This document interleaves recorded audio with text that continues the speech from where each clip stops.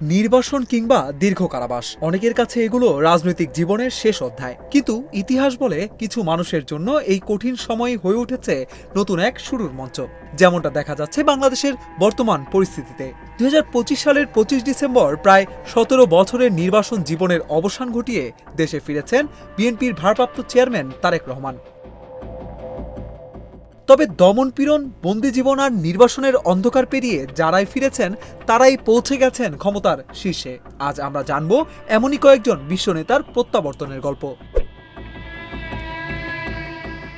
প্রথমেই রাশিয়া, যার শাসনের বিরুদ্ধে বিপ্লবী কর্মকাণ্ডের কারণে ভ্লাদিমির লেনিনকে বারবার গ্রেপ্তার ও নির্বাসনে পাঠানো হয়। সাইবেরিয়ার বরফ ঘেরা অঞ্চল থেকে শুরু করে ইউরোপের নানা দেশ, নির্বাসনেই তিনি গড়ে তোলেন বলশেভিক আদর্শ। 1917 সালে দেশে ফিরে বিপ্লবের নেতৃত্ব দেন, আর সেই বিপ্লবই জন্ম দেয় সোভিয়েত রাষ্ট্রের। রাশিয়া থেকে এবার যাই দক্ষিণ আফ্রিকায়। বর্ণবাদের বিরুদ্ধে কথা বলার অপরাধে নেলসন ম্যান্ডেলাকে কাটাতে হয়েছে টানা 27 বছরের কারাজীবন। কিন্তু কারাগারের অন্ধকার জীবনও তার আদর্শকে থামাতে পারেনি। 1990 সালে মুক্তি পাওয়ার পর শান্তিপূর্ণ সংগ্রামের মাধ্যমে বর্ণবাদী শাসনের অবসান ঘটান তিনি। 1994 সালে দেশের প্রথম কৃষ্ণাঙ্গ প্রেসিডেন্ট হয়ে নতুন এক অধ্যায়ের সূচনা করেন নেলসন ম্যান্ডেলা।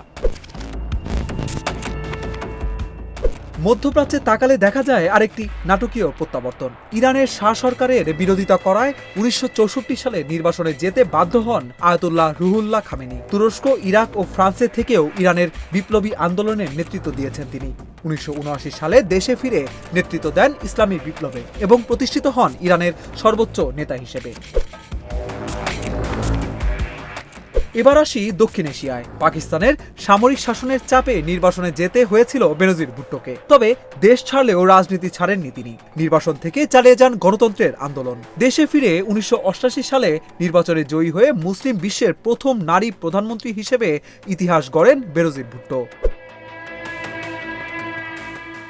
পাকিস্তানে একই গল্পের পুনরাবৃত্তি দেখা যায়। পাকিস্তানের সাবেক প্রধানমন্ত্রী নওয়াজ শরীফ 1999 সালে সামরিক অভ্যুত্থানের পর গ্রেপ্তার ও দণ্ডপ্রাপ্ত হয়ে 2000 সালে নির্বাসনে যান। প্রায় 7 বছর দেশের বাইরে থাকলেও দলের নেতৃত্ব ধরে রাখেন।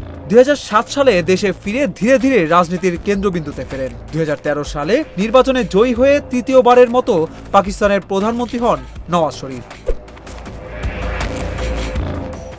ল্যাটিন আমেরিকার ইতিহাসেও আছে এমনই এক নাটকীয় প্রত্যাবর্তন, আর্জেন্টিনার হুয়ান পেরন। 1955 সালে সামরিক অভ্যুত্থানে ক্ষমতাচ্যুত হয়ে দীর্ঘ 18 বছর কাটাতে হয় নির্বাসনে। কিন্তু নির্বাসনেও তিনি হারাননি রাজনৈতিক প্রভাব। 1973 সালে দেশে ফিরে বিপুল জনসমর্থনে নির্বাচনে জয়ী হন এবং তৃতীয়বারের মতো প্রেসিডেন্ট হয়ে প্রমাণ করেন নির্বাসন কখনো শেষ অধ্যায় নয়।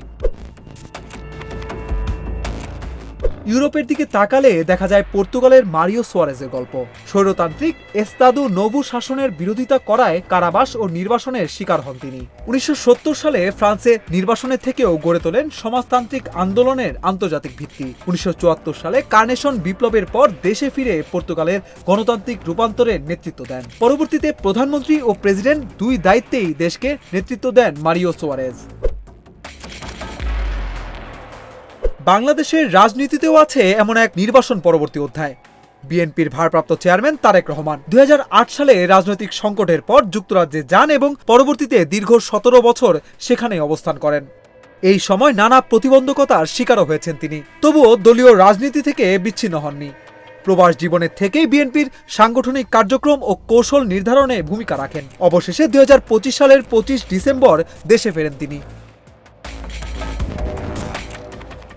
লেনিন, ম্যান্ডেলা, খামেনি কিংবা নওয়াজ শরীফ, ইতিহাস বলছে নির্বাসন মানেই রাজনৈতিক সমাপ্তি নয়। অনেক সময় এটি হয়ে ওঠে ক্ষমতার কেন্দ্রে ফিরে আসার প্রস্তুতি পর্ব।